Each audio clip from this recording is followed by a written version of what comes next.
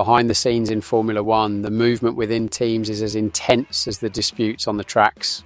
And in recent months, Red Bull has been the focus of several speculations due to the departure of important names from its technical structure, including figures such as Adrian Newey, Jonathan Wheatley, and more recently Will Courtney. In the midst of this, many theories arose about what was going on within the team, led by Christian Horner, and some criticism turned directly to the team leader, accused of being a difficult leader to deal with.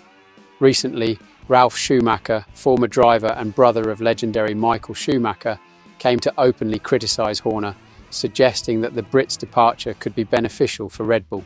But now Schumacher seems to have softened his tone and offered a new perspective on the exits in the Austrian team, pointing to more complex and less personal reasons than he had imagined. In an interview with Formel1.de, Schumacher refuted the idea that the recent layoffs were related to Horner's behaviour. For him, the motivation behind the changes has more to do with the desire for personal development and new professional opportunities of the team members than with any disagreement with the boss.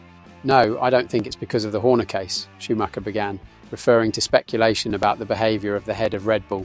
"I think that's because when people work together for so long, they end up wanting to improve their positions, and sometimes they receive financially interesting offers and look for something new." Schumacher also pointed out that although rumours about Horner's behaviour circulate, this is not a reality exclusive to Red Bull. "You heard that apparently Christian is not an easy boss, but who really is in Formula One?" reflected the German. The high-pressure and extreme competition environment in F1 naturally shapes demanding leaders, and Schumacher made it clear that this dynamic is not something isolated in Horner, but rather a common feature across the category. Although the departure of senior figures at Red Bull has raised doubts about the team's future, Schumacher believes these changes are a natural part of the work cycle in a high-performance environment. When you've been on a winning team for so long, it's natural that people want to explore new opportunities. "That's part of the game," explained the former driver, showing that he doesn't see these transitions as a sign of weakness or crisis. Red Bull, under Horner's leadership, has dominated Formula One in recent years, and even with these internal changes, the team still looks to have a promising future.